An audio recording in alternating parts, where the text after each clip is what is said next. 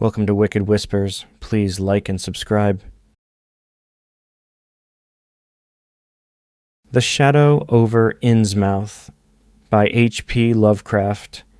During the winter of 1927 to 28, federal government officials made a strange and secret investigation of certain conditions in the ancient Massachusetts seaport of Innsmouth.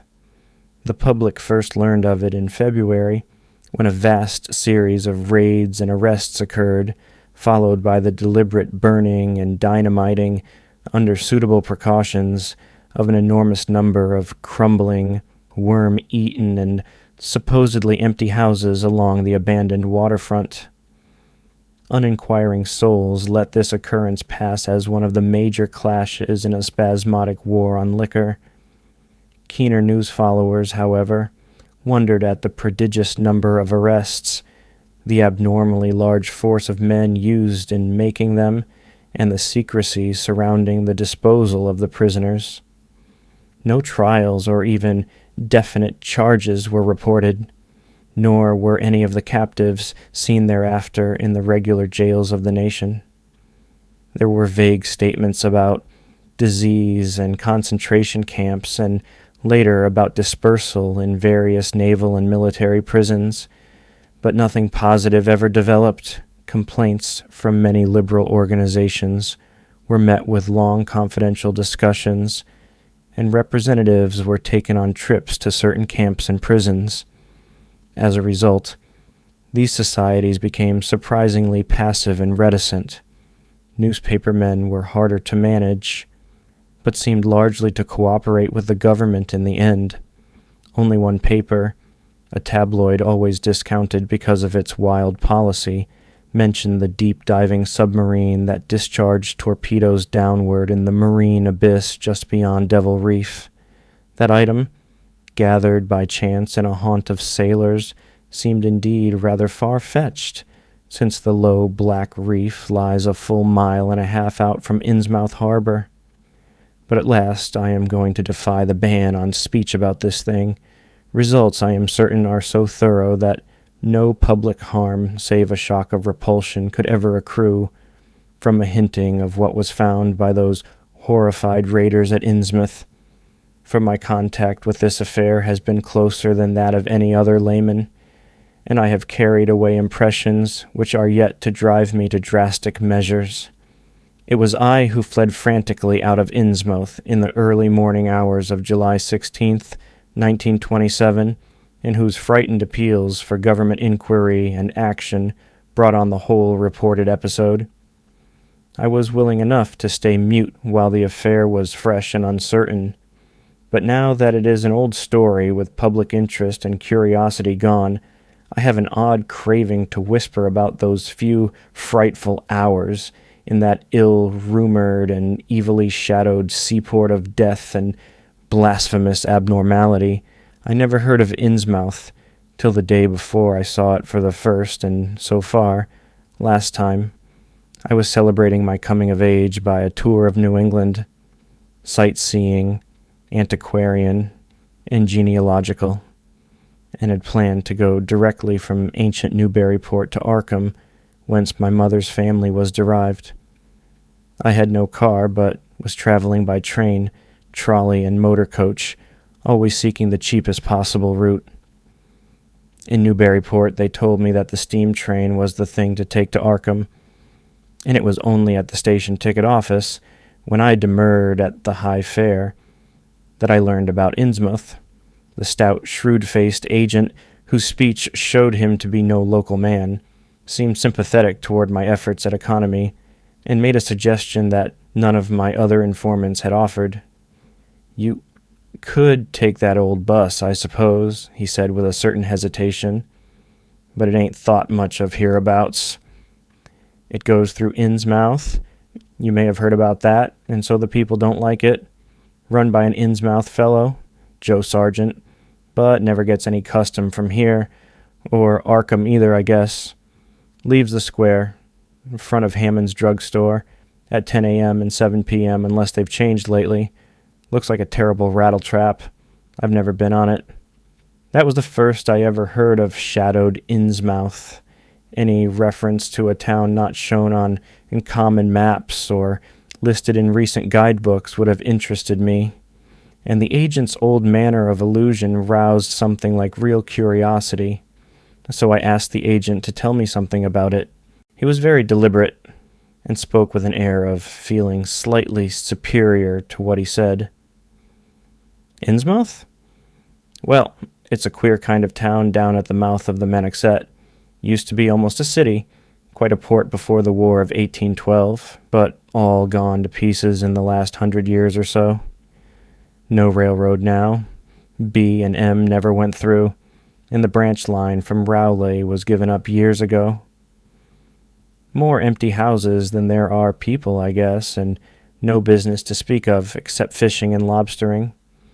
Everybody trades mostly either here or in Arkham or Ipswich. Once they had quite a few mills, but nothing's left now except one gold refinery running on the leanest kind of part-time. That refinery, though, used to be a big thing, and Old Man Marsh, who owns it, must be richer in Cruces. Queer old duck, though, and sticks mighty close in his home. He's supposed to have developed some skin disease or deformity late in life that makes him keep out of sight. Grandson of Captain Obed Marsh, who founded the business. His mother seems to have been some kind of foreigner. They say a South Sea Islander. So everybody raised Cain when he married an Ipswich girl 50 years ago. They always do that about Innsmouth people, and folks here and hereabouts always try to cover up any Innsmouth blood they have in them. But Marsh's children and grandchildren look just like anybody else so far as I can see. I've had 'em pointed out to me here, though come to think of it, the elder children don't seem to be around lately. Never saw the old man. And why is everybody so down on Innsmouth? Well, young fellow, you mustn't take too much stock in what people around here say. They're hard to get started, but once they do get started, they never let up. They've been telling things about Innsmouth, whispering 'em, mostly, for the last 100 years, I guess, and I gather they're more scared than anything else. Some of the stories would make you laugh, about old Captain Marsh driving bargains with the devil and bringing imps out of hell to live in Innsmouth, or about some kind of devil worship and awful sacrifices in some place near the wharves that people stumbled on around 1845 or thereabouts. But I come from Panton, Vermont, and that kind of a story don't go down with me. You ought to hear, though, what some of the old-timers tell about the Black Reef off the coast. Devil Reef, they call it. It's well above water a good part of the time, and never much below it, but at that you could hardly call it an island. The story is that there's a whole legion of devils seen sometimes on that reef, sprawled about, or darting in and out of some kind of caves near the top.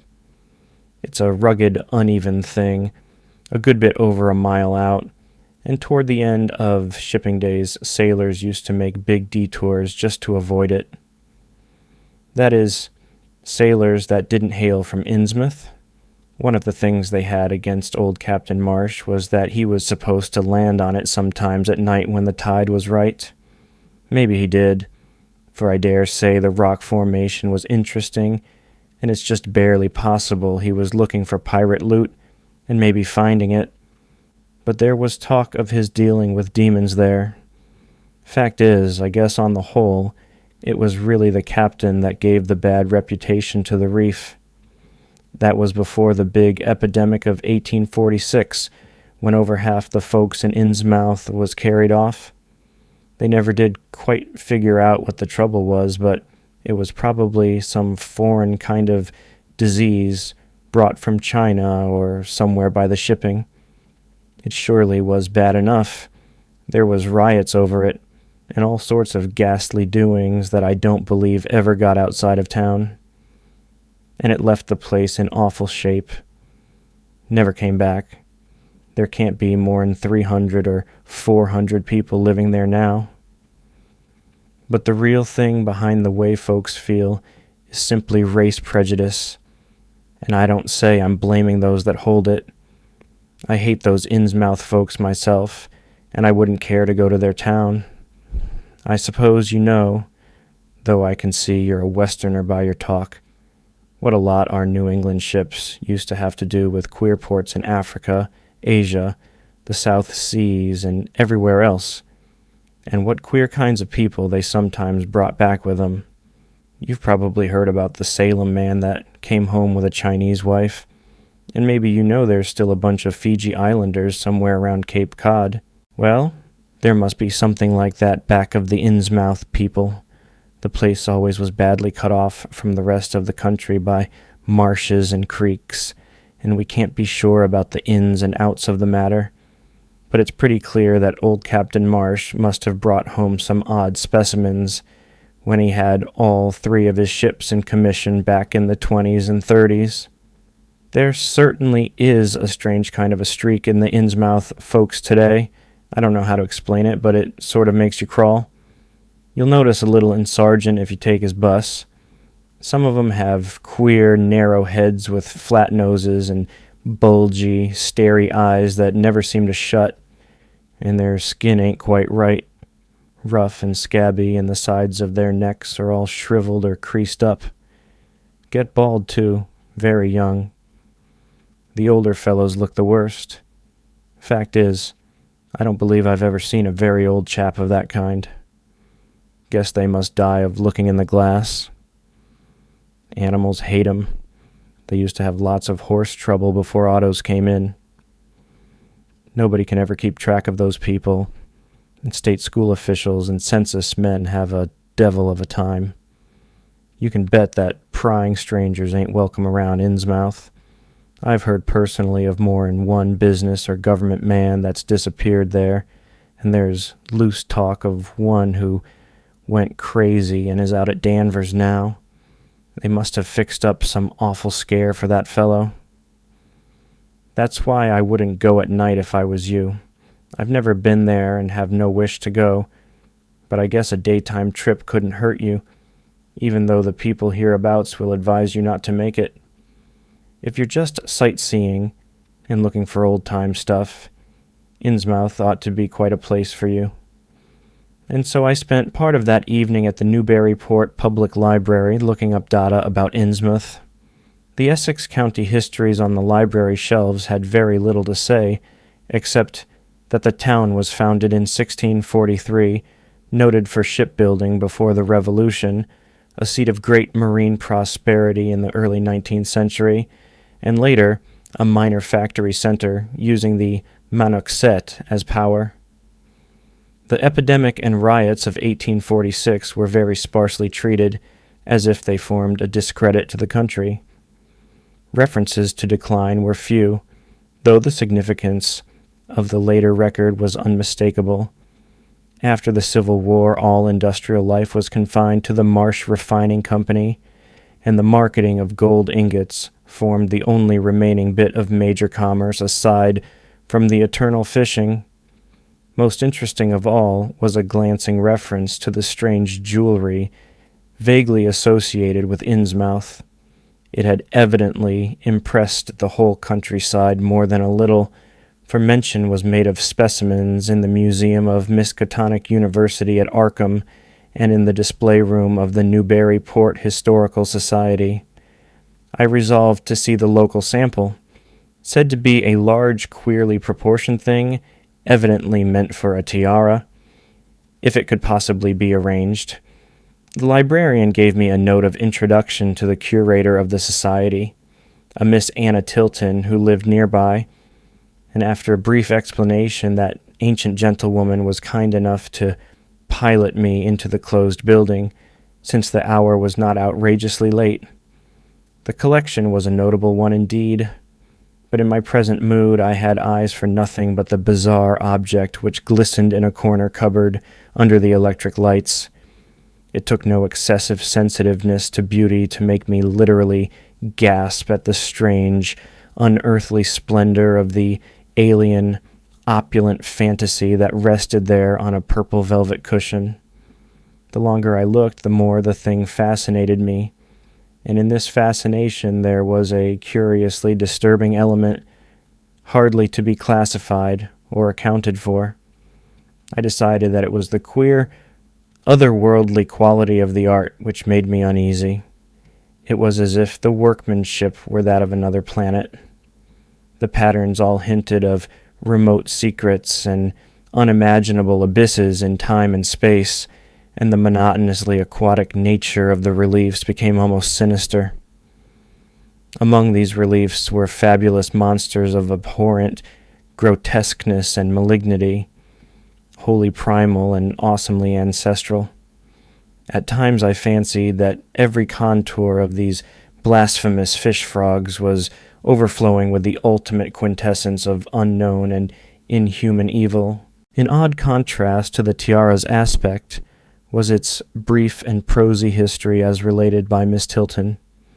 It had been pawned for a ridiculous sum at a shop in State Street in 1873 by a drunken Innsmouth man, shortly afterward killed in a brawl. Miss Tilton was inclined to believe that it formed part of some exotic pirate horde discovered by old Captain Obed Marsh.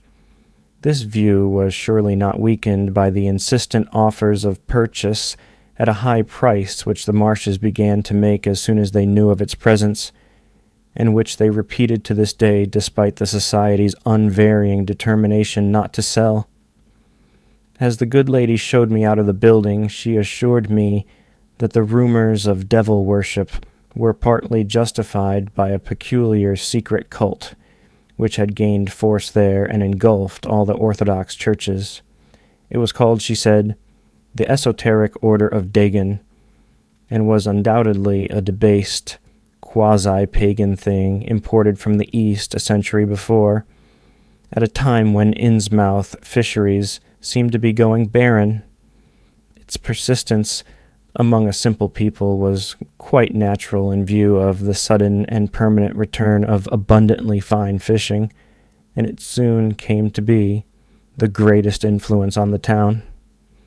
All this, to the pious Miss Tilton, formed an excellent reason for shunning the ancient town of decay and desolation, but to me it was merely a fresh incentive, and I could scarcely sleep in my small room at the Y as the night wore away.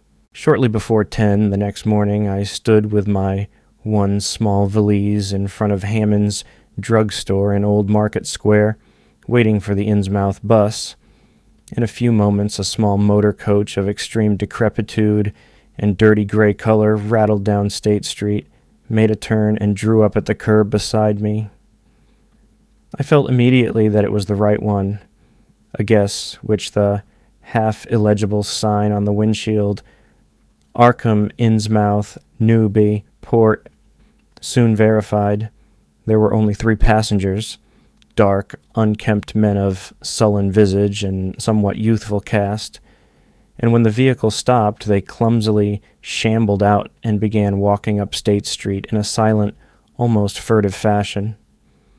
The driver also alighted. This, I reflected, must be the Joe Sargent mentioned by the ticket agent, and even before I had noticed any details, there spread over me a wave of spontaneous aversion which could be neither checked nor explained. He was a thin, stoop-shouldered man not much under 6 feet tall, dressed in shabby blue civilian clothes and wearing a frayed gray golf cap. His age was perhaps 35, but the odd, deep creases in the sides of his neck made him seem older when one did not study his dull, expressionless face. He had a narrow head, bulging, watery blue eyes that seemed never to wink, a flat nose, a receding forehead and chin, and singularly undeveloped ears. As he walked toward the bus, I observed his peculiarly shambling gait and saw that his feet were inordinately immense. The more I studied them, the more I wondered how he could buy any shoes to fit them. A certain greasiness about the fellow increased my dislike. He was evidently given to working or lounging around the fish docks and carried with him much of their characteristic smell. Just what foreign blood was in him I could not even guess. I was sorry when I saw that there would be no other passengers on the bus. Somehow I did not like the idea of riding alone with this driver. But as the leaving time obviously approached, I conquered my qualms and followed the man aboard, extending him a dollar bill and murmuring the single word, Innsmouth. At length, the decrepit vehicle started with a jerk and rattled noisily past the old brick buildings of State Street amidst a cloud of vapor from the exhaust. The day was warm and sunny, but the landscape of sand, sedge grass, and stunted shrubbery became more and more desolate as we proceeded. Out the window I could see the blue water and the sandy line of Plum Island, and we presently drew very near the beach as our narrow road veered off from the main highway to Rowley and Ipswich. At last we lost sight of Plum Island and saw the vast expanse of the open Atlantic on our left. Our narrow course began to climb steeply, and I felt a singular sense of disquiet in looking at the lonely crest ahead, where the rutted roadway met the sky. It was as if the bus were about to keep on its ascent, leaving the sane earth altogether and merging with the unknown arcana of upper air and cryptical sky. The smell of the sea took on ominous implications, and the silent driver's bent, rigid back and narrow head became more and more hateful. As I looked at him, I saw that the back of his head was almost as hairless as his face, having only a few straggling yellow strands upon a gray, scabrous surface. Then we reached the crest and beheld the outspread valley beyond, where the Menix joins the sea just north of the long line of cliffs that culminate in Kingsport Head. All my attention was captured by the nearer panorama just below me. I realized, come face to face with rumor-shadowed Innsmouth.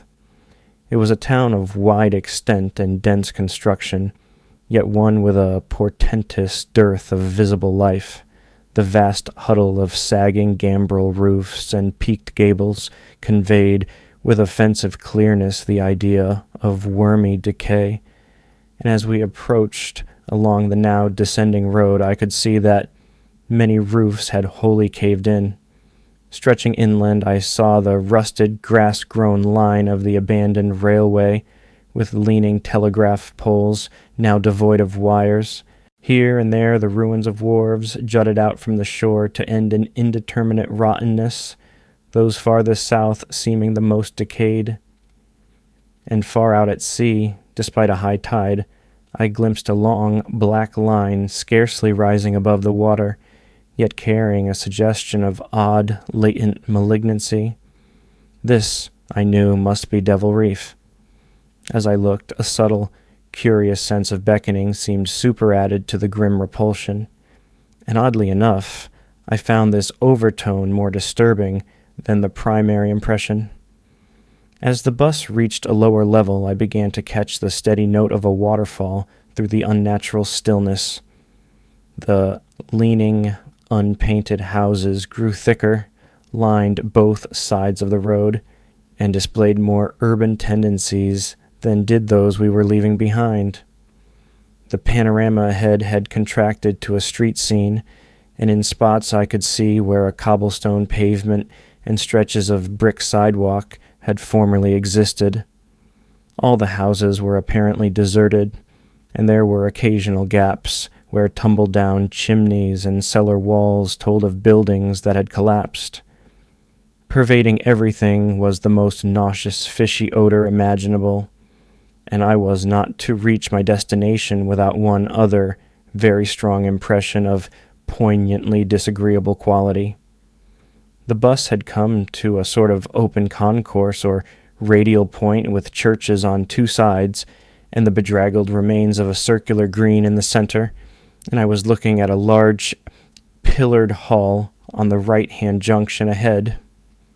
The structure's once white paint was now gray and peeling, and the black and gold sign on the pediment was so faded that I could only, with difficulty, make out the words Esoteric Order of Dagon. The door of the church basement was open, revealing a rectangle of blackness inside, and as I looked, a certain object crossed or seemed to cross that dark rectangle.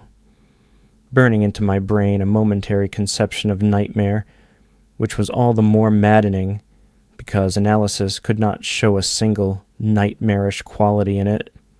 It was a living object, the first except the driver that I had seen since entering the compact part of the town, and had I been in a steadier mood, I would have found nothing whatever of terror in it.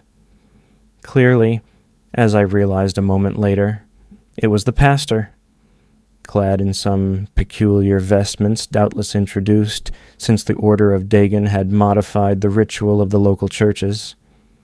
The thing which had probably caught my first subconscious glance and supplied the touch of bizarre horror was the tall tiara he wore, an almost exact duplicate of the one Miss Tilton had shown me the previous evening.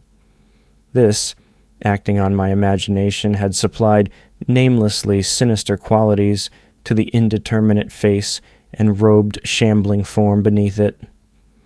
A very thin sprinkling of repellent-looking youngish people now became visible on the sidewalks, lone individuals and silent knots of 2 or 3. The lower floors of the crumbling houses sometimes harbored small shops with dingy signs, and I noticed a parked truck or two as we rattled along. The sound of waterfalls became more and more distinct, and presently I saw a fairly deep river gorge ahead, spanned by a wide iron-railed highway bridge beyond which a large square opened out. Then we rolled into the large semicircular square across the river and drew up on the right-hand side in front of a tall, cupola-crowned building with remnants of yellow paint and with a half-effaced sign proclaiming it to be the Gilman House.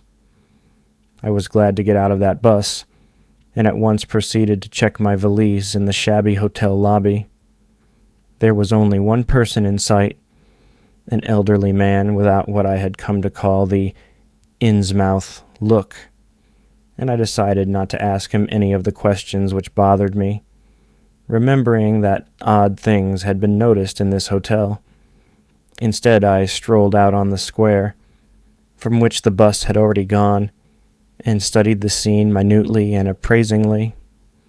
For some reason or other, I chose to make my first inquiries at the chain grocery, whose personnel was not likely to be native to Innsmouth. I found a solitary boy of about 17 in charge, and was pleased to note the brightness and affability which promised cheerful information. He seemed exceptionally eager to talk, and I soon gathered that he did not like the place, its fishy smell, or its furtive people. His family did not like him to work in Innsmouth, but the chain had transferred him there, and he did not wish to give up his job. There was, he said, no public library or chamber of commerce in Innsmouth, but I could probably find my way about. The street I had come down was Federal. West of that were the fine old residence streets, Broad, Washington, Lafayette, and Adams, and east of it were the shoreward slums. Certain spots were almost forbidden territory, as he had learned at considerable cost. One must not, for example, linger much around the Marsh refinery, or around any of the still-used churches, or around the pillared Order of Dagon Hall at New Church Green. Those churches were very odd, all violently disavowed by their respective denominations elsewhere, and apparently using the queerest kind of ceremonials and clerical vestments. As for the Innsmouth people, the youth hardly knew what to make of them. Their appearance, especially those staring, unwinking eyes which one never saw shut, was certainly shocking enough, and their voices were disgusting. It was awful to hear them chanting in their churches at night, and especially during their main festivals or revivals, which fell twice a year on April 30th and October 31st. They were very fond of the water and swam a great deal in both river and harbor. Swimming races out to Devil Reef were very common, and everyone in sight seemed well able to share in this arduous sport. It would be of no use, my informant said, to ask the natives anything about the place. The only one who would talk was a very aged but normal-looking man who lived at the poorhouse on the north rim of the town and spent his time walking about or lounging around the fire station. This hoary character, Zadok Allen, was 96 years old and somewhat touched in the head, besides being the town drunkard. He was a strange, furtive creature who constantly looked over his shoulder as if afraid of something, and when sober could not be persuaded to talk at all with strangers. He was, however, unable to resist any offer of his favorite poison, and once drunk would furnish the most astonishing fragments of whispered reminiscence.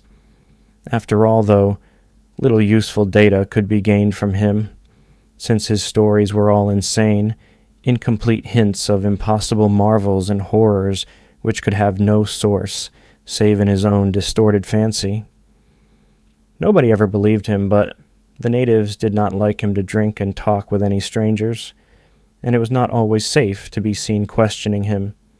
It was probably from him that some of the wildest popular whispers and delusions were derived.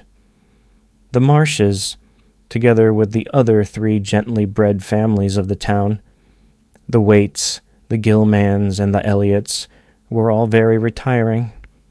They lived in immense houses along Washington Street, and several were reputed to harbor in concealment certain kinsfolk whose personal aspect forbade public view, and whose deaths had been reported and recorded. Warning me that most of the street signs were down, the youth drew for my benefit a rough but ample and painstaking sketch map of the town's salient features. After a moment's study, I felt sure that it would be of great help, and pocketed it with profuse thanks. Thus began my systematic, though half-bewildered tour of Innsmouth's narrow, shadow-blighted ways. Crossing the bridge and turning toward the roar of the lower falls, I passed close to the Marsh refinery, which seemed oddly free from the noise of industry.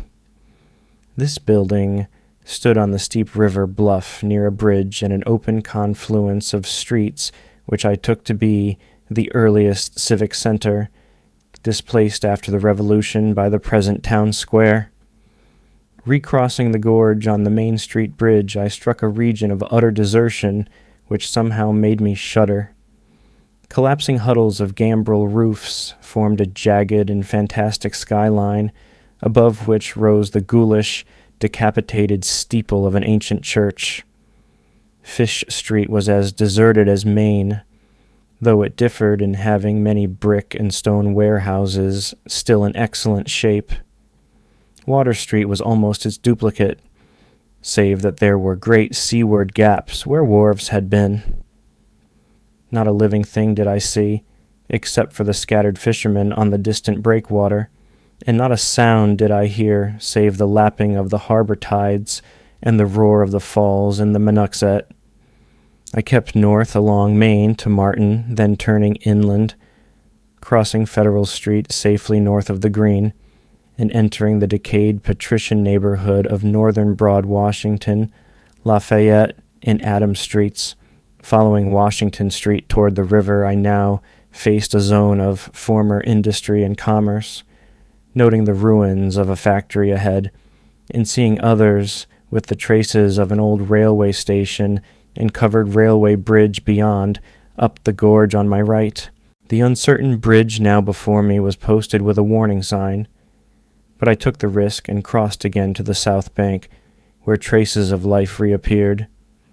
Furtive, shambling creatures stared cryptically in my direction, and more normal faces eyed me coldly and curiously. Innsmouth was rapidly becoming intolerable, and I turned down Payne Street toward the square in the hope of getting some vehicle to take me to Arkham before the still distant starting time of that sinister bus. It was then that I saw the tumble-down fire station on my left and noticed the red-faced, bushy-bearded, watery-eyed old man in nondescript rags who sat on a bench in front of it, talking with a pair of unkempt but not abnormal-looking firemen. This, of course, must be Zadok Allen, the half-crazed, liquorish non-agenarian whose tales of old Innsmouth and its shadow were so hideous and incredible. It took Obed to get the truth out of them heathens. I don't know how he done it, but he begun by trading for the gold-like things they wore, asked them where they come from and if they could get more, and finally wormed the story out of the old chief. Wailakea, they called him. Nobody but Obed had ever believed the old yeller devil, but the Captain Cud read folks like they was books. Hey, nobody never believes me now when I tell 'em, and I don't suppose you will, young feller. Though come to look at ye have kinda got them sharp redden eyes like Obed had. The old man's whisper grew fainter, and I found myself shuddering at the terrible and sincere portentousness of his intonation, even though I knew his tale could be nothing but drunken fantasy. Well, sir, Obed he larnt that they's things on this arth as most folks never heard about out, and wouldn't believe if they did hear. It seems these Kenakees was sacrificing heaps of their young men and maidens to some kind of god things that lived under the sea, and getting all kinds of favors in return. They met the things on the little islet with the queer ruins, and it seems them awful picters of frog-fish monsters was supposed to be picters of these things. Mebbe they was the kind of critters as got all the mermaid stories and sech started. They had all kinds of cities on the sea bottom, and this island was heaved up from thar. Seems they was some of the things alive in the stone buildings when the island come up sudden to the surface. That's how the Kanakees got wind they was down thar. Made sign talk as soon as they got over being skeert, and pieced up a bargain afore long. Them things liked human sacrifices, had 'em ages afore, but lost track of the upper world arter a time. What they done to the victims it ain't for me to say, and I guess Obed wa'n't none too sharp about asking. But it was all right with the heathens, because they'd been having a hard time and was desperate about everything. They give a sartain number of young folks to the sea things twict every year, May Eve and Halloween, reg'lar as could be. Also give some of the carved knickknacks they made. What the things agreed to give in return was a plenty of fish. They druv 'em in from all over the sea, and a few gold-like things now and then. When it come to mattin' with them toad-looking fishes, the Kanakees kinda balked, but finally they larnt something as put a new face on the matter. Seems that human folks has got a kind of relation to sech water beasts, that everything alive come out of the water wunkt, and only needs a little change to go back again. Them things told the Kanakees that if they mixed bloods there'd be children as 'ud look human at fust, but later turn more and more like the things, till finally they'd take to the water and jine the main lot of things down there. And this is the important part, young feller. Them as turned into fish things and went into the water wouldn't never die. Them things never died except they was kilt violent. Wall, sir, it seems by the time Obed knowed them islanders, they was all full of fish blood from them deep-water things. When they got old and begun to show it, they was kept hid until they felt like taking to the water and quitting the place. Some was more tech than others, and some never did change quite enough to take to the water. But mostly they turned out just the way them things said. Them as was born more like the things changed arly, but them as was nearly human sometimes stayed on the island till they was past 70, though they'd usually go down under for trial trips afore that. Folks as had took to the water generally come back a good deal to visit, so's a man 'ud often be a-talking to his own 5 times great-grandfather who'd left the dry land a couple of 100 years or so afore. Everybody got out of the idea dying, except being canoe wars with the other islanders, or as sacrifices to the sea gods down below, or from snake bite or plague or sharp galloping ailments or something afore they could take to the water, but simply looked for'ard to a kind of change that wa'n't a bit horrible arter a while. They thought what they got was, well, with all they'd had to give up, and I guess Obed kinda come to think the same as self when he'd chewed over old Wallachiyah's story a bit. Wallachia, though, was one of the few as hadn't got none of the fish blood, being of a royal line that intermarried with royal lines on other islands. Wallachia give him a funny kind of thing-a-majig made out of lead or something, that he said 'ud bring up the fish things from any place in the water where they might be a nest of 'em. The idea was to drop it down with the right kind of prayers and sech. Wallachia allowed, as was the things was scattered all over the world, so's anybody that looked about could find a nest and bring 'em up if they was wanted. Matt, he didn't like this business at all, and wanted Obed should keep away from the island. But the captain was sharp for gain, and found he could get them gold-like things so cheap it'd pay him to make a specialty of 'em. Things went on that way for years, and Obed got enough of that gold-like stuff to make him start the refinery in Waite's old run-down Fullen mill. Wall come about 38 when I was 7-year-old. Obed, he found the island people all wiped out between voyages. Seems the other islanders had got wind of what was going on and had took matters into their own hands. Suppose they must 'a' had arter all them old magic signs as the sea things says was the only things they was afeard of. No tellin' what any of them Kanakis will chance to get a holt of when the sea bottom throws up some island with ruins older in the deluge. Pious cusses these was. They didn't leave nothin' standin' on either the main island or the little volcanic islet, except what parts of the ruins was too big to knock down. That naturally hit Obed pretty hard, seeing as his normal trade was doing very poor. It hit the whole of Innsmouth, too, because in seafaring days what profited the master of a ship generally profited the crew proportionate. Most of the folks around the town took the hard times kind of sheep-like and resigned, but they was in bad shape because the fishin' was peterin' out and the mills wain't doing none too well. Then's the time Obed he begun a cursin' at the folks for bein' dull sheep and prayin' to a Christian heaven as didn't help 'em none. He told 'em he'd knowed of folks as prayed to gods that give something you really need, and says if a good bunch of men 'ud stand by him, he could maybe get a holt o' sartin pay hours as 'ud bring plenty of fish and quite a bit of gold. Here the old man faltered, mumbled, and lapsed into a moody and apprehensive silence, glancing nervously over his shoulder and then turning back to stare fascinatedly at the distant black reef. When I spoke to him, he did not answer, so I knew I would have to let him finish the bottle. He licked its nose and slipped it into his pocket, then beginning to nod and whisper softly to himself. I bent close to catch any articulate words he might utter, and thought I saw a sardonic smile behind the stained, bushy whiskers. Yes, he was really forming words, and I could grasp a fair proportion of them.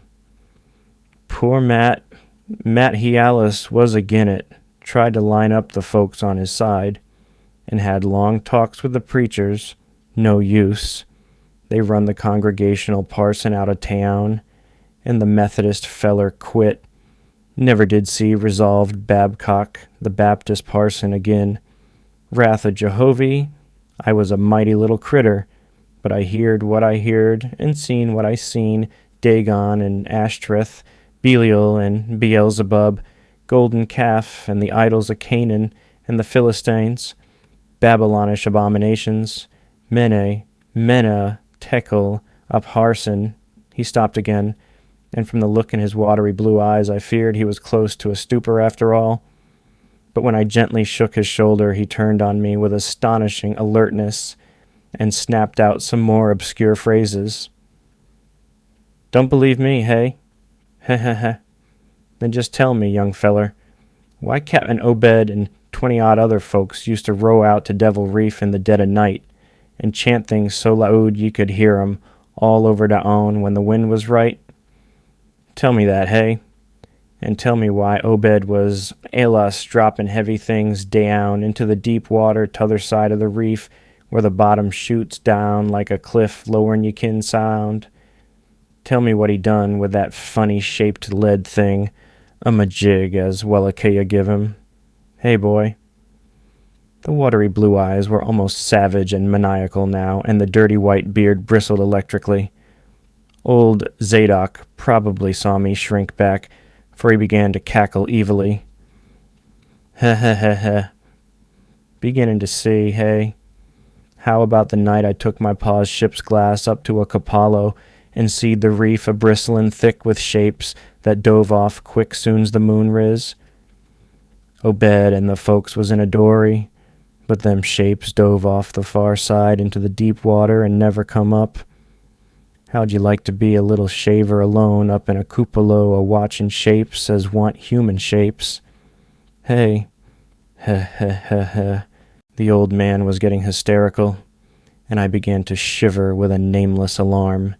He laid a gnarled claw on my shoulder, and it seemed to me that its shaking was not altogether that of mirth. Suppose one night you seed something heavy heaved off in Obed's dory beyond the reef, and then learned next day a young feller was missing from home. Hey, did anybody ever see hide or hair a Hiram Gilman again? Did they? And Nick Pierce and Llewellyn Waite and Adoniram Southwick and Henry Garrison? Hey. Heh heh. Well, sir, that was the time Obed begun to get on his feet again. Folks see his 3 darters a-wearing gold-like things as nobody'd never see on 'em afore, and smoke started comin' out o' the refinery chimbley.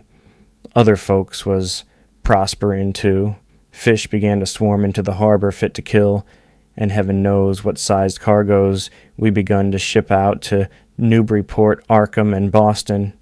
'Twas then Obed got the old branch railroad put through. Remember, I ain't sayin' Obed was set on heaven things just like they was on that Kanaki Isle. I don't think he aimed at fust to do no mixin', nor raise no young uns to take to the water and turn into fishes with a tarnal life. He wanted them gold things and was willin' to pay heavy, and I guess the others was satisfied for a while. Come in 46, the town done some lookin' and thinkin' for itself. Too many folks missin', too much wild preachin' at meetin' of a Sunday, too much talk about that reef. I guess I done a bit by tellin' Selectman Mowry what I see from the cupola. They was a party one night as follered Obed's crowed out to the reef, and I heard shots betwixt the dories. Next's day Obed and 32 others was in jail, with everybody a-wonderin' jest what was afoot, and jest what charge agin 'em could be got to Holt. God, if anybody'd looked ahead, a couple of weeks later, when nothing had been throwed into the sea for that long. Zadok was showing signs of fright and exhaustion, and I let him keep silence for a while, though glancing apprehensively at my watch. The tide had turned and was coming in now, and the sound of the waves seemed to arouse him. That awful night I seed 'em. I was up in the Cupalo, hordes of 'em, swarms of 'em, all over the reef and swimming up the harbor into the Monuxet. God, what happened in the streets of Innsmouth that night? They rattled our door, but Pa wouldn't open. Then he clum out the kitchen winder with his musket to find Selectman Mowry and see what he could do.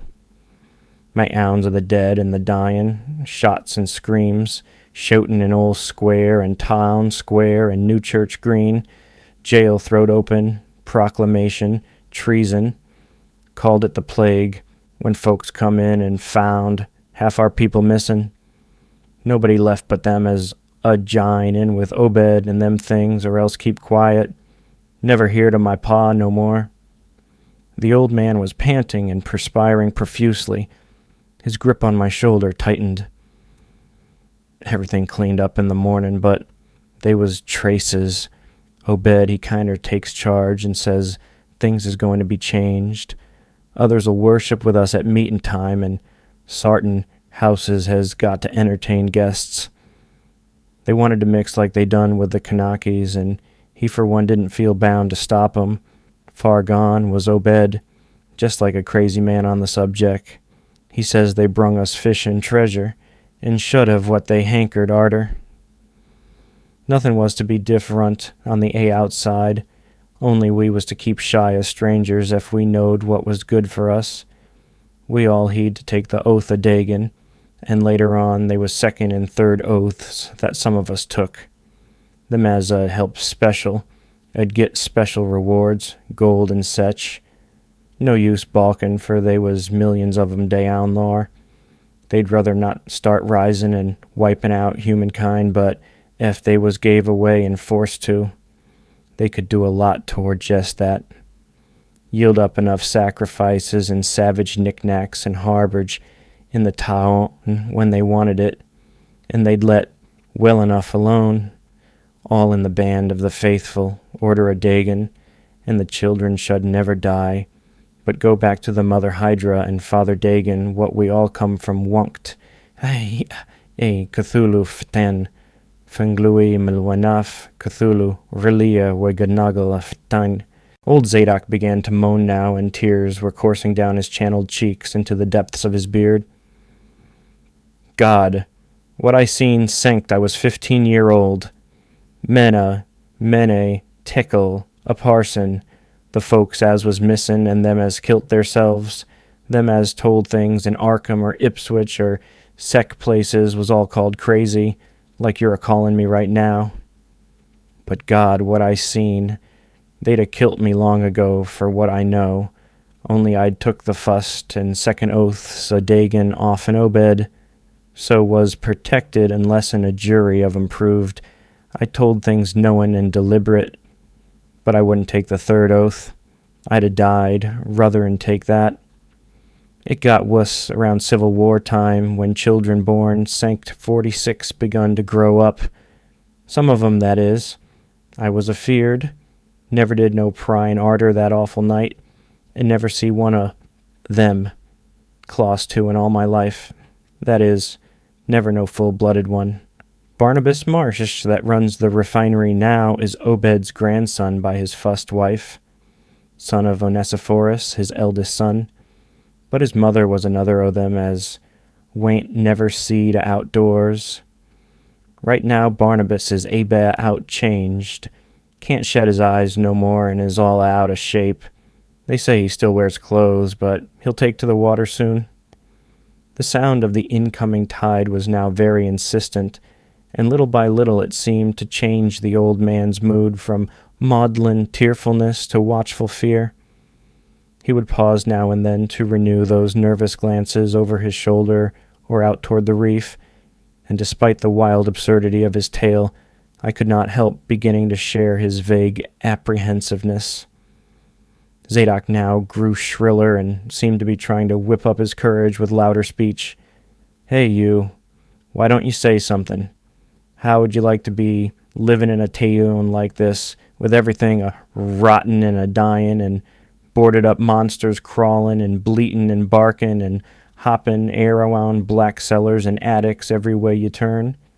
Hey? Well, sir, let me tell you that ain't the wust." Zadok was really screaming now, and the mad frenzy of his voice disturbed me more than I care to own. "Curse ye, don't set there a-starin' at me with them eyes. I tell Obed Marsh he's in hell, and has got to stay thar." In hell," I says. "Can't get me. I hain't done nothin' nor told nobody nothin'." "Oh, you young feller. Well, even if I hain't told nobody nothin' yet, I'm a-goin' to now. You just set still and listen to me, boy. This is what I ain't never told nobody. I says I didn't get to do no pryin' arter that night, but I found things out just the same. You want to know what the real horror is, hey? Well, it's this. It ain't what them fish devils has done, but what they're a-goin' to do. They're a-bringin' things up out of where they come from into the town. Been doing it for years and slackening up lately. Them houses north of the river betwixt Water and Main Streets is full of 'em. Them devils and what they brung. And when they get ready, I say, when they get ready. Ever hear tell of a Shoggoth? Hey, d'you hear me? I tell you, I know what them things be. I seen 'em one night when... yeah. The hideous suddenness and inhuman frightfulness of the old man's shriek almost made me faint. His eyes, looking past me toward the malodorous sea, were positively starting from his head, while his face was a mask of fear worthy of Greek tragedy. His bony claw dug monstrously into my shoulder, and he made no motion as I turned my head to look at whatever he had glimpsed.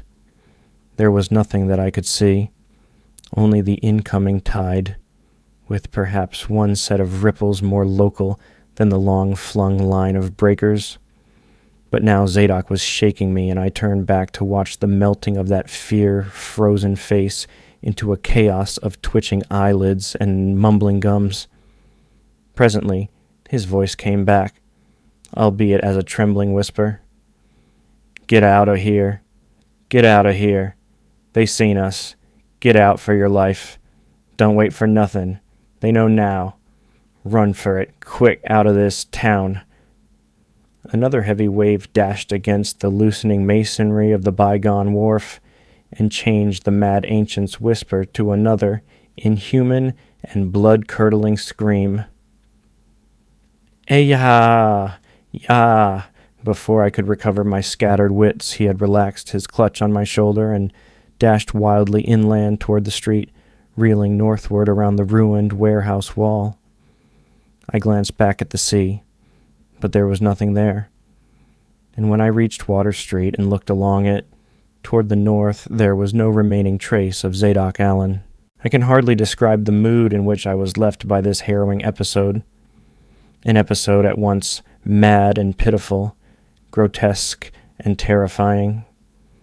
The grocery boy had prepared me for it, yet the reality left me none the less bewildered and disturbed. Puerile though the story was, old Zadok's insane earnestness and horror had communicated to me a mounting unrest which joined with my earlier sense of loathing for the town and its blight of intangible shadow. The hour had grown perilously late. My watch said 7:15, and the Arkham bus left town square at 8, so I tried to give my thoughts as neutral and practical a cast as possible. Meanwhile, walking rapidly through the deserted streets of gaping roofs and leaning houses toward the hotel where I had checked my valise and would find my bus. Studying the grocery youth's map and seeking a route I had not traversed before, I chose Marsh Street instead of the State for my approach to Town Square. Near the corner of Fall Street I began to see scattered groups of furtive whisperers, and when I finally reached the square, I saw that almost all the loiterers were congregated around the door of the Gilman house. It seemed as if many bulging, watery, unwinking eyes looked oddly at me as I claimed my valise in the lobby, and I hoped that none of these unpleasant creatures would be my fellow passengers on the coach. The bus, rather early, rattled in with 3 passengers somewhat before 8, and an evil-looking fellow on the sidewalk muttered a few indistinguishable words to the driver. I was, it appeared, in very bad luck. There had been something wrong with the engine, despite the excellent time made from Newburyport, and the bus could not complete the journey to Arkham. No, it could not possibly be repaired that night, nor was there any other way of getting transportation out of Innsmouth, either to Arkham or elsewhere. Sergeant was sorry, but I would have to stop over at the Gilman. Probably the clerk would make the price easy for me, but there was nothing else to do. Almost dazed by this sudden obstacle and violently dreading the fall of night in this decaying and half-unlighted town, I left the bus and re-entered the hotel lobby, where the sullen, queer-looking night clerk told me I could have room 428 on next the top floor, large but without running water, for $1. Despite what I had heard of this hotel in Newburyport, I signed the register, paid my $1, let the clerk take my valise, and followed that sour, solitary attendant up 3 creaking flights of stairs past dusty corridors, which seemed wholly devoid of life. My room, a dismal rear one with 2 windows and bare, cheap furnishings, overlooked a dingy courtyard otherwise hemmed in by low, deserted brick blocks, and commanded a view of decrepit westward stretching roofs with a marshy countryside beyond. At the end of the corridor was a bathroom, a discouraging reliquary with ancient marble bowl, tin tub, faint electric light, and musty wooden paneling around all the plumbing fixtures. As twilight deepened, I turned on the one feeble electric bulb over the cheap, iron-framed bed and tried as best I could to read. I felt it advisable to keep my mind wholesomely occupied, for it would not do to brood over the abnormalities of this ancient, blight-shadowed town while I was still within its borders.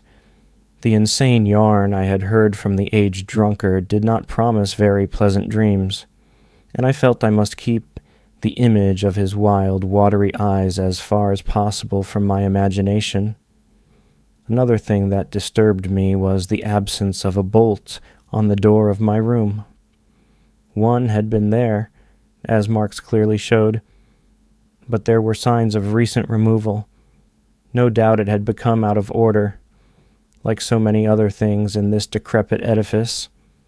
In my nervousness, I looked around and discovered a bolt on the clothes press, which seemed to be of the same size, judging from the marks, as the one formerly on the door. To gain a partial relief from the general tension, I busied myself by transferring this hardware to the vacant place with the aid of a handy 3-in-1 device, including a screwdriver, which I kept on my key ring. The bolt fitted perfectly, and I was somewhat relieved when I knew that I could shoot it firmly upon retiring. There were adequate bolts on the 2 lateral doors to connecting rooms, and these I proceeded to fasten. I did not undress, but decided to read till I was sleepy, and then lie down with only my coat, collar, and shoes off. Taking a pocket flashlight from my valise, I placed it in my trousers so that I could read my watch if I woke up later in the dark. Drowsiness, however, did not come, and when I stopped to analyze my thoughts, I found to my disquiet that I was really unconsciously listening for something which I dreaded but could not name.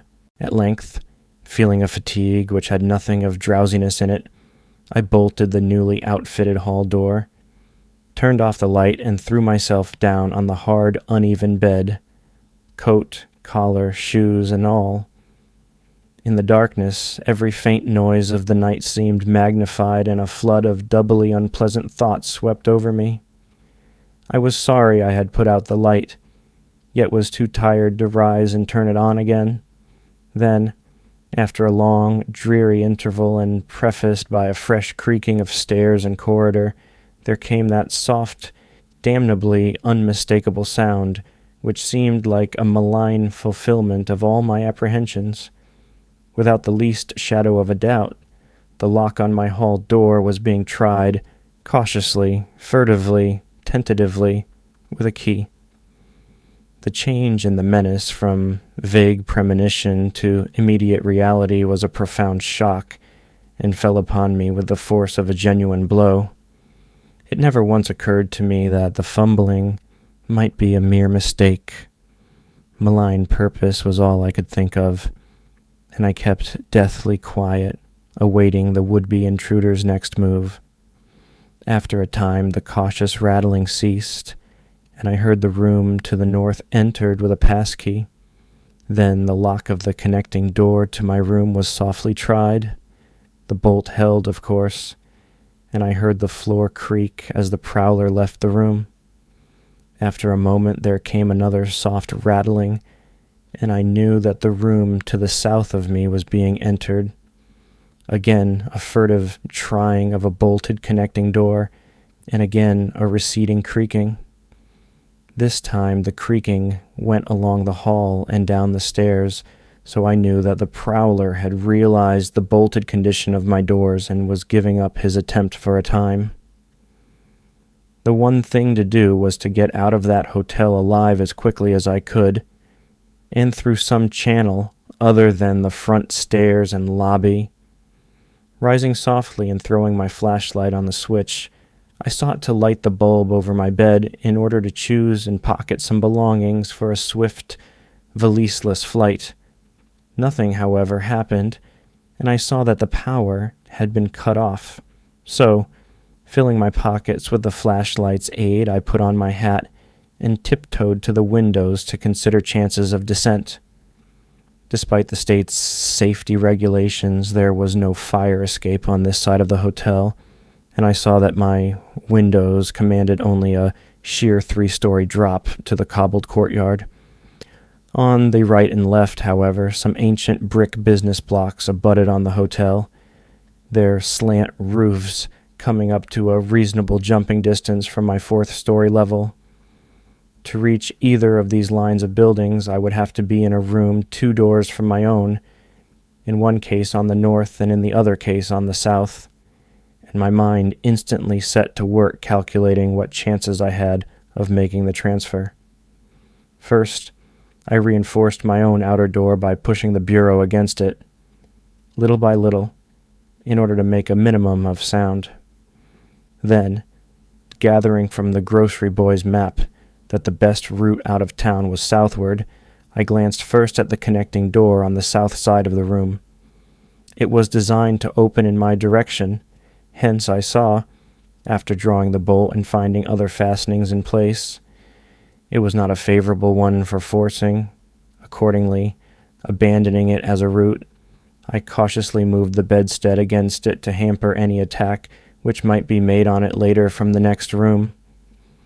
The door on the north was hung to open away from me, and this, though a test proved it to be locked or bolted from the other side, I knew must be my route. If I could gain the roofs of the buildings in Payne Street and descend successfully to the ground level, I might perhaps dart through the courtyard and the adjacent or opposite buildings to Washington or Bates, or else emerge in Payne and edge around southward into Washington. In any case, I would aim to strike Washington somehow and get quickly out of the town square region.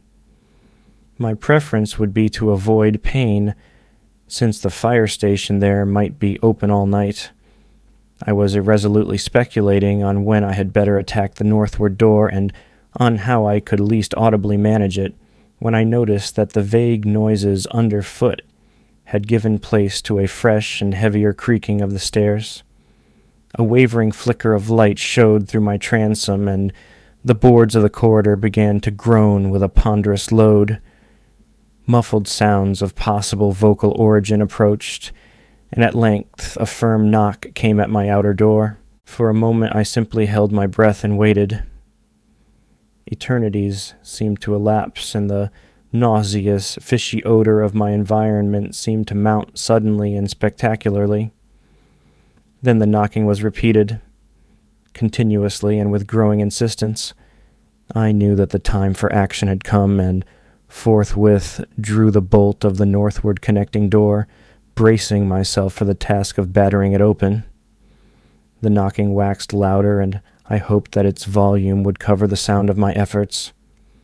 At last, beginning my attempt, I lunged again and again at the thin paneling with my left shoulder, heedless of shock or pain. Finally, the connecting door gave, but with such a crash that I knew those outside must have heard. Instantly, the outside knocking became a violent battering, while keys sounded ominously in the hall doors of the rooms on both sides of me. Rushing through the newly opened connection, I succeeded in bolting the northerly hall door before the lock could be turned, but even as I did so, I heard the hall door of the third room, the one from whose window I had hoped to reach the roof below, being tried with a passkey. For an instant I felt absolute despair, since my trapping in a chamber with no window. Egress seemed complete, Then, with a dazed automatism, I made for the next connecting door and performed the blind motion of pushing at it in an effort to get through. Sheer fortunate chance gave me my reprieve, for the connecting door before me was not only unlocked but actually ajar. In a second I was through, and had my right knee and shoulder against a hall door, which was visibly opening inward. My pressure took the opener off guard, for the thing shut as I pushed, so that I could slip the well-conditioned bolt, as I had done with the other door. As I gained this respite, I heard the battering at the two other doors abate, while a confused clatter came from the connecting door I had shielded with the bedstead. Evidently, the bulk of my assailants had entered the southerly room and were massing in a lateral attack. But at the same moment a pass-key sounded in the next door to the north, and I knew that a nearer peril was at hand. The northward connecting door was wide open, but there was no time to think about checking the already turning lock in the hall. All I could do was to shut and bolt the open connecting door, as well as its mate on the opposite side, pushing a bedstead against the one and a bureau against the other, and moving a washstand in front of the hall door. I saw, trust to such makeshift barriers to shield me till I could get out the window and on the roof of the Payne Street block. But even in this acute moment my chief horror was something apart from the immediate weakness of my defenses. I was shuddering because not one of my pursuers, despite some hideous pantings, gruntings, and subdued barkings at odd intervals, was uttering an intelligible vocal sound. As I moved the furniture and rushed toward the windows, I heard a frightful scurrying along the corridor toward the room north of me, and perceived that the southward battering had ceased.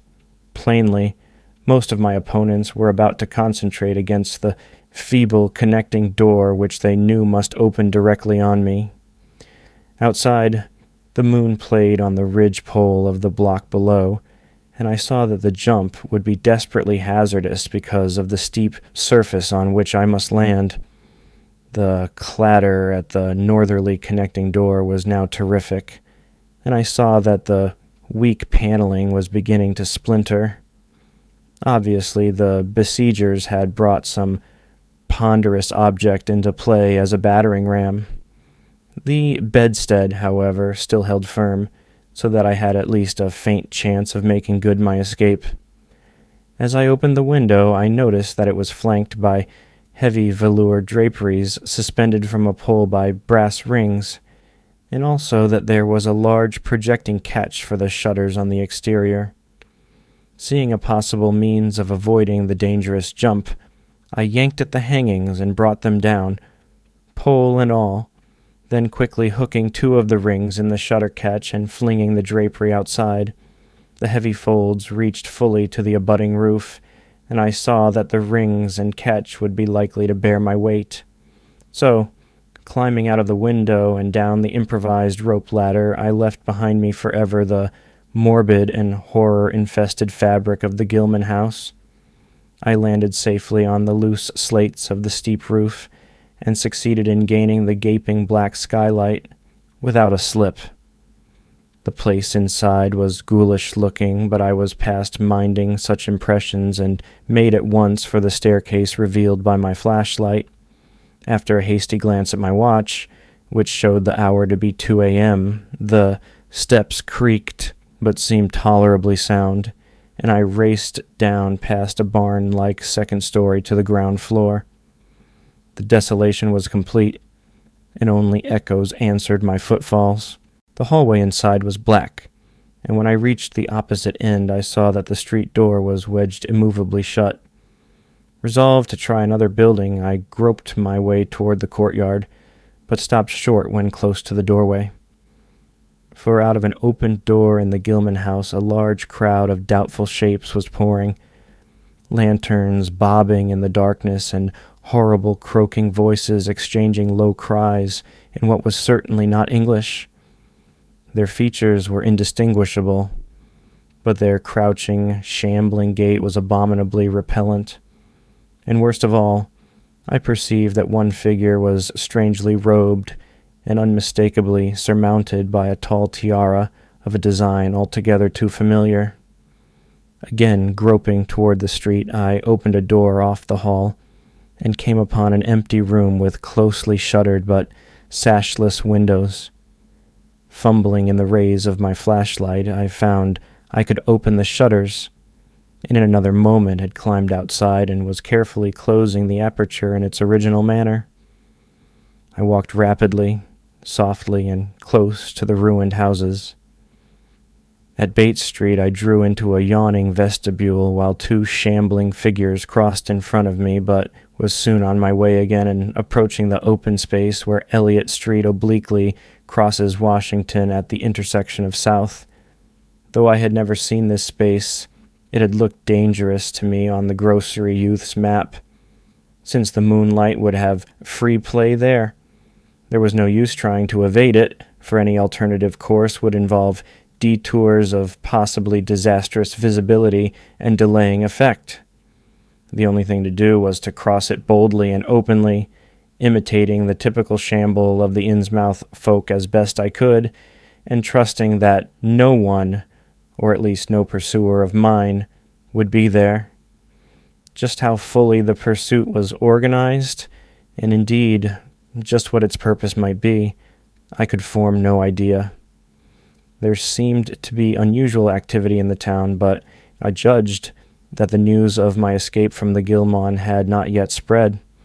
The open space was, as I had expected, strongly moonlit, but my progress was unimpeded, and no fresh sound arose to hint that I had been spied. Glancing about me, I involuntarily let my pace slacken for a second to take in the sight of the sea, gorgeous in the burning moonlight at the street's end. Far out beyond the breakwater was the dim, dark line of Devil Reef. Then, without warning, I saw the intermittent flashes of light on the distant reef. My muscles tightened for panic flight, held in only by a certain unconscious caution and half-hypnotic fascination. And to make matters worse, there now flashed forth from the lofty cupola of the Gilman house, which loomed up to the northeast behind me, a series of analogous, though differently spaced gleams which could be nothing less than an answering signal. I now bent to the left around the ruinous green, still gazing toward the ocean as it blazed in the spectral summer moonlight, and watching the cryptical flashing of those nameless, unexplainable beacons. It was then that the most horrible impression of all was borne in upon me, the impression which destroyed my last vestige of self-control and sent me running frantically southward past the yawning black doorways and fishly staring windows of that deserted nightmare street.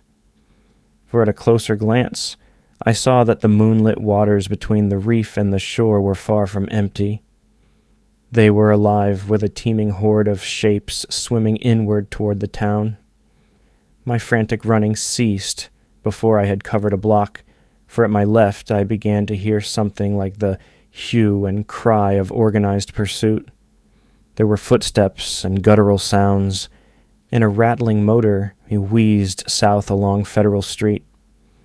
In a second, all my plans were utterly changed, for if the southward highway were blocked ahead of me, I must clearly find another egress from Innsmouth. I paused and drew into a gaping doorway, reflecting how lucky I was to have left the moonlit open space before these pursuers came down the parallel street. Then I thought of the abandoned railway to Rowley, whose solid line of ballasted, weed-grown earth still stretched off to the northwest from the crumbling station on the edge of the river gorge. There was just a chance that the townsfolk would not think of that. Drawing inside the hall of my deserted shelter, I once more consulted the grocery boy's map with the aid of the flashlight. The immediate problem was how to reach the ancient railway, and I now saw that the safest course was ahead to Babson Street, then west to Lafayette, there edging around but not crossing an open space homologous to the one I had traversed, and subsequently back northward and westward in zigzagging line through Lafayette, Bates, Adams, and Bank Streets, the latter skirting the river gorge, to the abandoned and dilapidated station I had seen from my window. My reason for going ahead to Babson was that I wished neither to recross the earlier open space nor to begin my westward course along a cross street as broad as south. I crossed the street to the right-hand side in order to edge around into Babson as inconspicuously as possible. In Babson Street I clung as closely as possible to the sagging, uneven buildings, twice pausing in a doorway as the noises behind me momentarily increased. The open space ahead shone wide and desolate under the moon, but my route would not force me to cross it. During my second pause I began to detect a fresh distribution of the vague sounds, and upon looking cautiously out from cover beheld a motor car darting across the open space, bound outward along Elliott Street. As I watched, choked by a sudden rise in the fishy odor, after a short abatement, I saw a band of uncouth, crouching shapes loping and shambling in the same direction, and knew that this must be the party guarding the Ipswich Road, since that highway forms an extension of Elliott Street. Two of the figures I glimpsed were in voluminous robes, and one wore a peaked diadem which glistened whitely in the moonlight.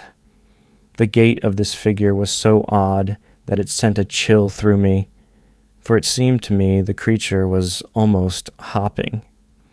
When the last of the band was out of sight, I resumed my progress, darting around the corner into Lafayette Street and crossing Elliott very hurriedly lest stragglers of the party be still advancing along that thoroughfare. I did hear some croaking and clattering sounds far off toward Town Square, but accomplished the passage without disaster. My greatest dread was in recrossing broad and moonlit South Street with its seaward view, and I had to nerve myself for the ordeal. Someone might easily be looking, and possible Elliott Street stragglers could not fail to glimpse me from either of 2 points. At the last moment I decided I had better slacken my trot and make the crossing as before in the shambling gait of an average Innsmouth native. I had not quite crossed the street when I heard a muttering band advancing along Washington from the north. As they reached the broad open space, where I had had my first disquieting glimpse of the moonlit water, I could see them plainly only a block away, and was horrified by the bestial abnormality of their faces and the dog-like subhumanness of their crouching gait. One man moved in a positively simian way, with long arms frequently touching the ground, while another figure, robed and tiara'd, seemed to progress in an almost hopping fashion. I judged this party to be the one I had seen in the Gilman's courtyard, the one, therefore, most closely on my trail. As some of the figures turned to look in my direction, I was transfixed with fright, yet managed to preserve the casual shambling gait I had assumed. To this day I do not know whether they saw me or not. If they did, my stratagem must have deceived them, for they passed on across the moonlit space without varying their course, meanwhile croaking and jabbering in some hateful guttural patois I could not identify. Once more in shadow, I resumed my former dog trot past the leaning and decrepit houses that stared blankly into the night. Having crossed to the western sidewalk, I rounded the nearest corner into Bates Street, where I kept close to the buildings on the southern side. At last I saw the ancient arcaded station, or what was left of it, and made directly for the tracks that started from its farther end. The rails were rusty but mainly intact, and not more than half the ties had rotted away. Walking or running on such a surface was very difficult, but I did my best, and on the whole made very fair time. For some distance the line kept on along the gorge's brink, but at length I reached the long covered bridge where it crossed the chasm at a dizzy height. The condition of this bridge would determine my next step. If humanly possible, I would use it. If not, I would have to risk more street wandering and take the nearest intact highway bridge. The vast barn-like length of the old bridge gleamed spectrally in the moonlight, and I saw that the ties were safe for at least a few feet within. Entering, I began to use my flashlight, and was almost knocked down by the cloud of bats that flapped past me. About halfway across, there was a perilous gap in the ties, which I feared for a moment would halt me, but in the end I risked a desperate jump, which fortunately succeeded. I was glad to see the moonlight again when I emerged from that macabre tunnel. The old tracks crossed River Street at a grade, and at once veered off into a region increasingly rural and with less and less of Innsmouth's abhorrent fishy odor.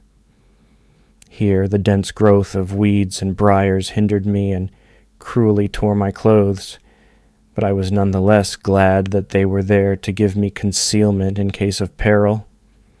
I knew that much of my route must be visible from the Rowley Road. The marshy region began very shortly with the single track on a low, grassy embankment. Then came a sort of island of higher ground, where the line passed through a shallow open cut, choked with bushes and brambles. I was very glad of this partial shelter, since at this point the Rowley Road was uncomfortably near according to my window view. Just before entering the cut, I glanced behind me, but saw no pursuer. The ancient spires and roofs of decaying Innsmouth gleamed lovely and ethereal in the magic yellow moonlight, and I thought of how they must have looked in the old days before the shadow fell. Then, as my gaze circled inland from the town, something less tranquil arrested my notice and held me immobile for a second.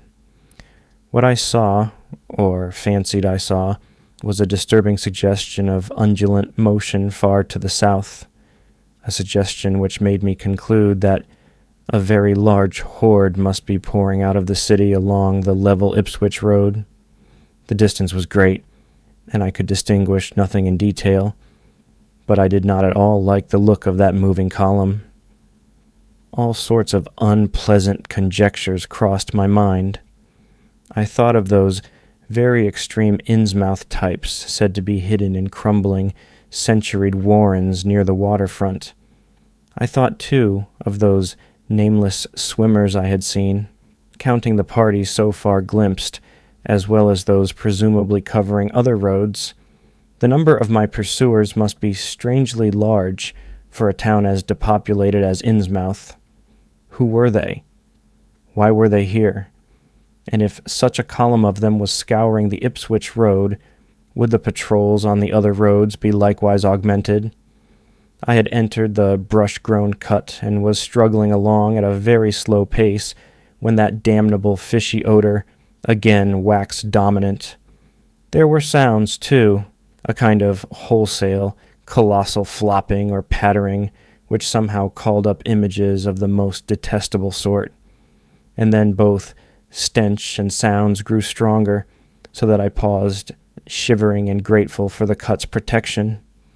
It was here, I recalled, that the Rowley Road drew so close to the old railway before crossing westward and diverging.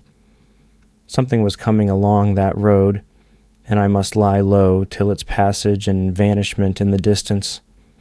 Crouched in the bushes of that sandy cleft, I felt reasonably safe, even though I knew the searchers would have to cross the track in front of me, not much more than 100 yards away.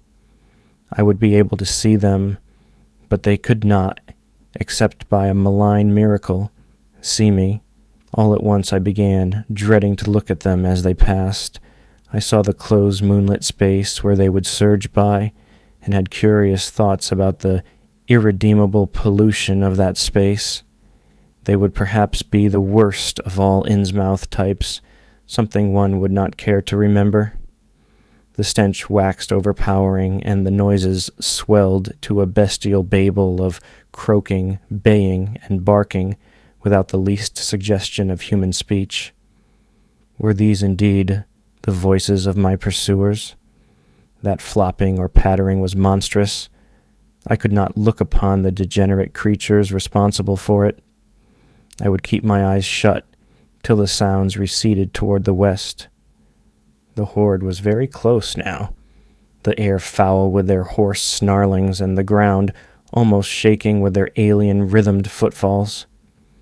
My breath nearly ceased to come, and I put every ounce of willpower into the task of holding my eyelids down.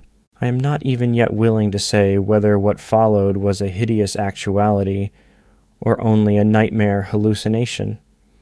The later action of the government, after my frantic appeals, would tend to confirm it as a monstrous truth, but could not an hallucination have been repeated under the quasi-hypnotic spell of that ancient, haunted, and shadowed town?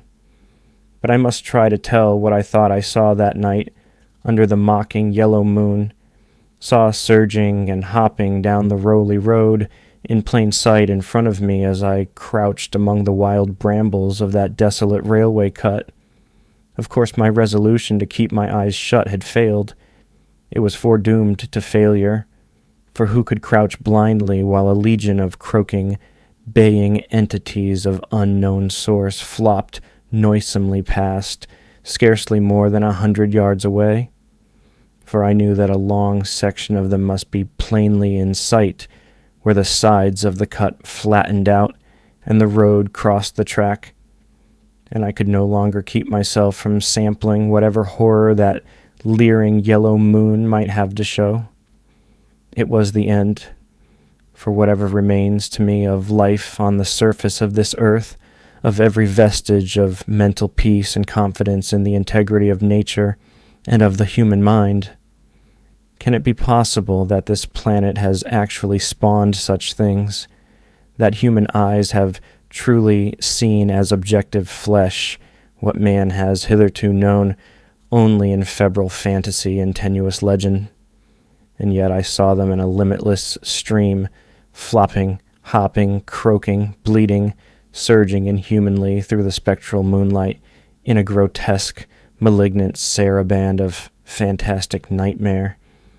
And some of them had tall tiaras of that nameless whitish gold metal, and some were strangely robed, and one, who led the way, was clad in a ghoulishly humped black coat and striped trousers, and had a man's felt hat perched on the shapeless thing that answered for a head.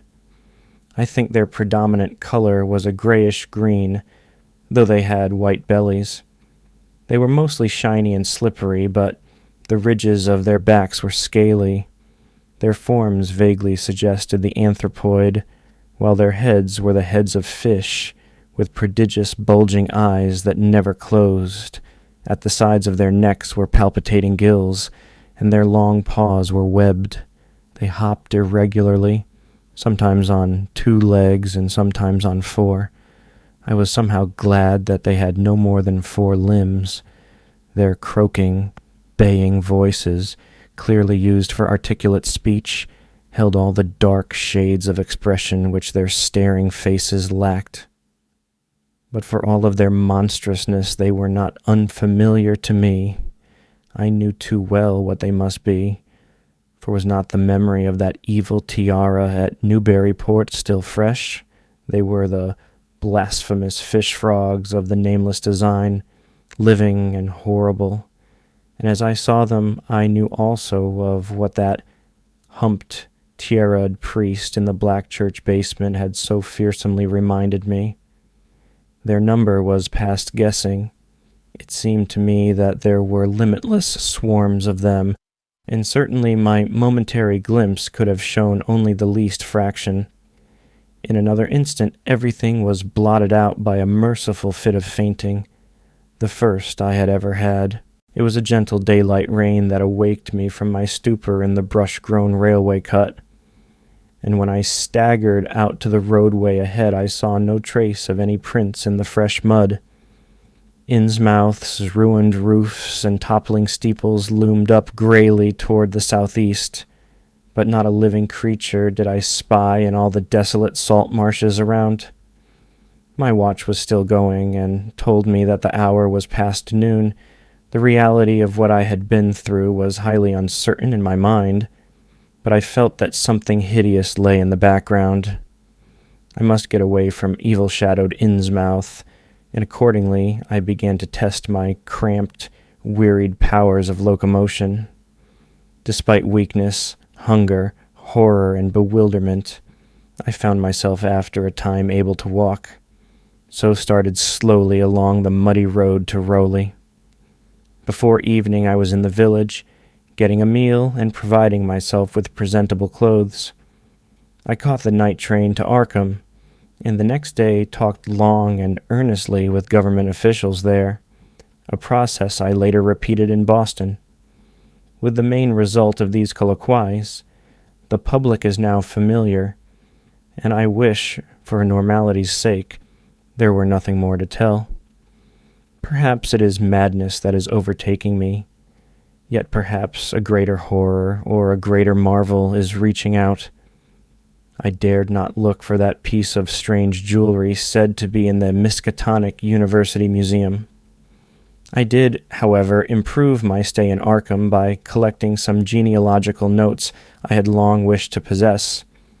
Very rough and hasty data, it is true, but capable of good use later on when I might have time to collate and codify them. The curator of the Historical Society there, Mr. E. Lapham Peabody, was very courteous about assisting me, and expressed unusual interest when I told him I was a grandson of Eliza Orne of Arkham, who was born in 1867 and had married James Williamson of Ohio at the age of 17. It seemed that a maternal uncle of mine had been there many years before on a quest much like my own, and that my grandmother's family was a topic of some local curiosity. There had, Mr. Peabody said, been considerable discussion about the marriage of her father, Benjamin Orne, just after the Civil War, since the ancestry of the bride was peculiarly puzzling. That bride was understood to have been an orphaned Marsh of New Hampshire, a cousin of the Essex County Marshes, but her education had been in France, and she knew very little of her family. A guardian had deposited funds in a Boston bank to maintain her and her French governess, but that guardian's name was unfamiliar to Arkham people, and in time he dropped out of sight, so that the governess assumed his role by court appointment. The French woman, now long dead, was very taciturn, and there were those who said she could have told more than she did. But the most baffling thing was the inability of anyone to place the recorded parents of the young woman, Enoch and Lydia Meserve Marsh, among the known families of New Hampshire. Possibly, many suggested, she was the natural daughter of some Marsh of prominence. She certainly had the true Marsh eyes. Most of the puzzling was done after her early death, which took place at the birth of my grandmother, her only child. Having formed some disagreeable impressions connected with the name of Marsh, I did not welcome the news that it belonged on my own ancestral tree, nor was I pleased by Mr. Peabody's suggestion that I had the true Marsh eyes myself. However, I was grateful for data which I knew would prove valuable, and took copious notes and lists of book references regarding the well-documented Orne family. I went directly home to Toledo from Boston, and later spent a month at Maumee recuperating from my ordeal.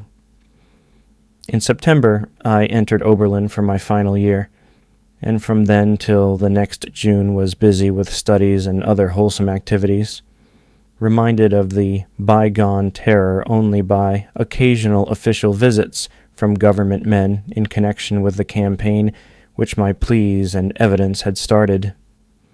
Around the middle of July, just a year after the Innsmouth experience, I spent a week with my late mother's family in Cleveland, checking some of my new genealogical data with the various notes, traditions, and bits of heirloom material in existence there, and seeing what kind of a connected chart I could construct.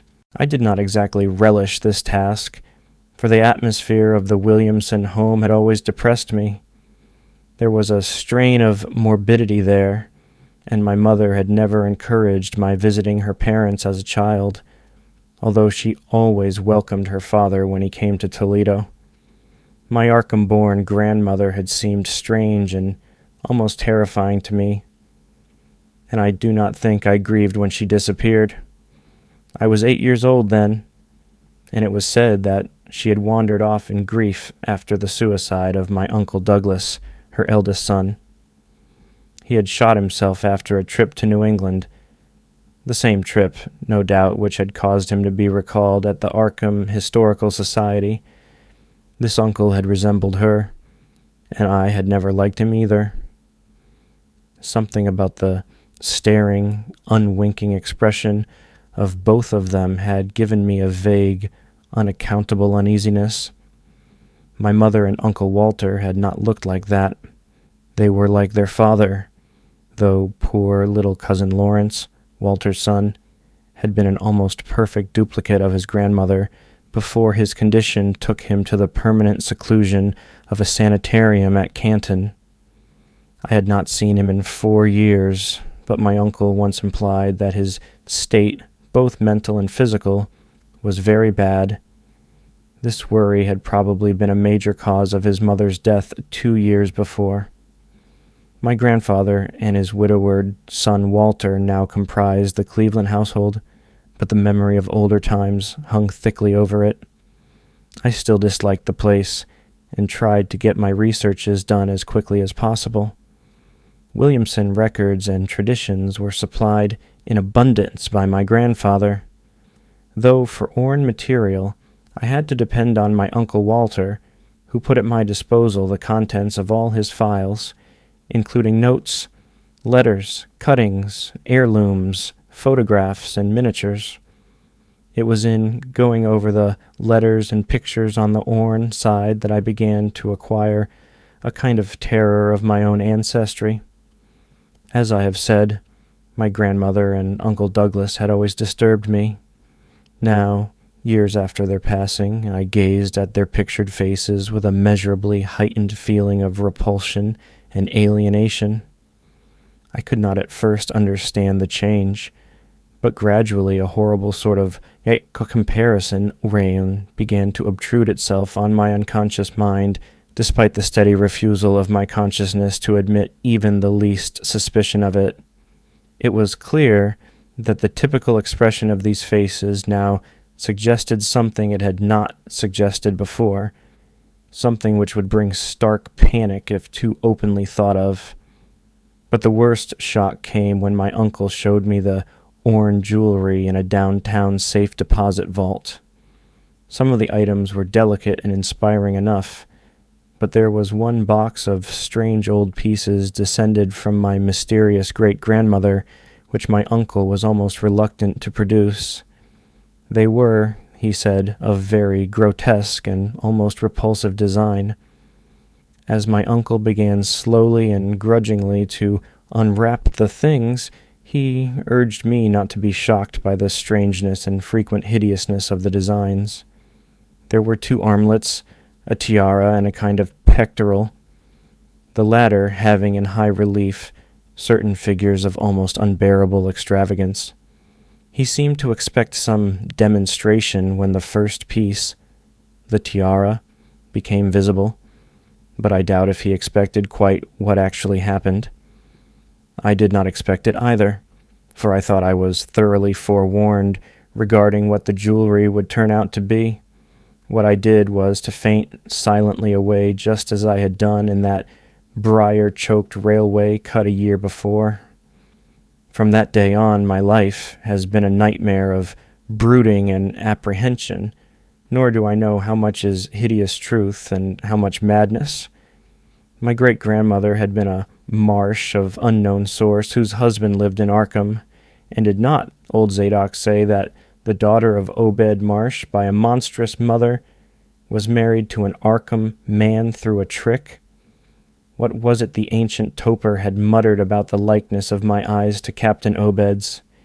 In Arkham, too, the curator had told me I had the true Marsh eyes. Was Obed Marsh my own great-great-grandfather? Who or what then was my great-great-grandmother? But perhaps this was all madness, Those whitish gold ornaments might easily have been bought from some Innsmouth sailor by the father of my great-grandmother, whoever he was, and that look in the staring-eyed faces of my grandmother and self-slain uncle might be sheer fancy, bolstered up by the Innsmouth shadow which had so darkly colored my imagination. But why had my uncle killed himself after an ancestral quest in New England?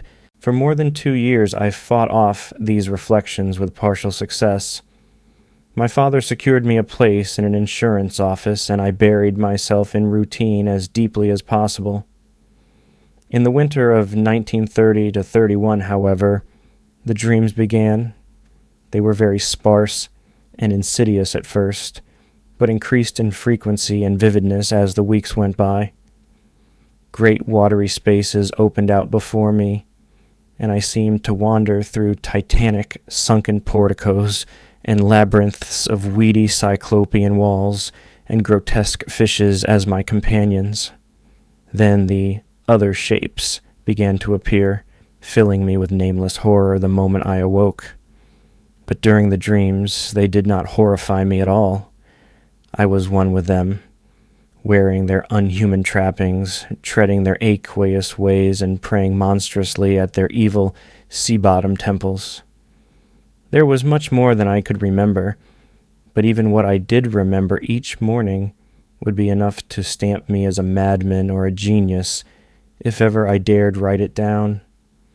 Some frightful influence, I felt, was seeking gradually to drag me out of the sane world of wholesome life into unnameable abysses of blackness and alienage, and the process told heavily on me. My health and appearance grew steadily worse, till finally I was forced to give up my position and adopt the static, secluded life of an invalid. Some odd nervous affliction had me in its grip, and I found myself at times almost unable to shut my eyes. It was then that I began to study the mirror with mounting alarm. The slow ravages of disease are not pleasant to watch, but in my case there was something subtler and more puzzling in the background. My father seemed to notice it too, for he began looking at me curiously and almost affrightedly. What was taking place in me? Could it be that I was coming to resemble my grandmother and Uncle Douglas? One night I had a frightful dream in which I met my grandmother under the sea. She lived in a phosphorescent palace of many terraces, with gardens of strange leprous corals and grotesque brachiate efflorescences, and welcomed me with a warmth that may have been sardonic. She'd changed, as those who take to the water change, and told me she'd never died. Instead, she had gone to a spot her dead son had learned about, and had leapt to a realm whose wonders, destined for him as well, he had spurned with a smoking pistol. This was to be my realm, too. I could not escape it. I would never die, but would live with those who had lived since before man ever walked the earth. Illustration. One night, in a frightful dream, I met two ancient ones under the sea in a phosphorescent, many-terraced palace surrounded by gardens of strange, leprous corals. I met also that which had been her grandmother. For 80,000 years Thethierly had lived in Yahanthle, and thither she had gone back after Obed Marsh was dead. Yahanthle was not destroyed when the upper earth men shot death into the sea. It was hurt, but not destroyed. The deep ones could never be destroyed, even though the Paleogean magic of the forgotten old ones might sometimes check them. For the present they would rest, but someday, if they remembered, they would rise again for the tribute great Cthulhu craved. It would be a city greater than Innsmouth next time. They had planned to spread, and had brought up that which would help them, but now they must wait once more. For bringing the upper earth men's death I must do a penance, but that would not be heavy. This was the dream in which I saw a Shoggoth for the first time, and the sight set me awake in a frenzy of screaming. That morning, the mirror definitely told me I had acquired the Innsmouth look. So far, I have not shot myself as my Uncle Douglas did. I bought an automatic and almost took the step. But certain dreams deterred me. The tense extremes of horror are lessening, and I feel queerly drawn toward the unknown sea deeps instead of fearing them. I hear and do strange things in sleep, and awake with a kind of exaltation instead of terror. I do not believe I need to wait for the full change as most have waited. If I did, my father would probably shut me up in a sanitarium as my poor little cousin is shut up. Stupendous and unheard of splendors await me below, and I shall seek them soon. Ieridlie, Cthulhu, Fatang. Yeah. No, I shall not shoot myself. I cannot be made to shoot myself. I shall plan my cousin's escape from that Canton madhouse, and together we shall go to marvel-shadowed Innsmouth. We shall swim out to that brooding reef in the sea, and dive down through black abysses to Cyclopean and many-columned Yahanthle, and in that lair of the deep ones we shall dwell amidst wonder and glory forever. Thanks so much for listening. Let me know in the comments what I should do next.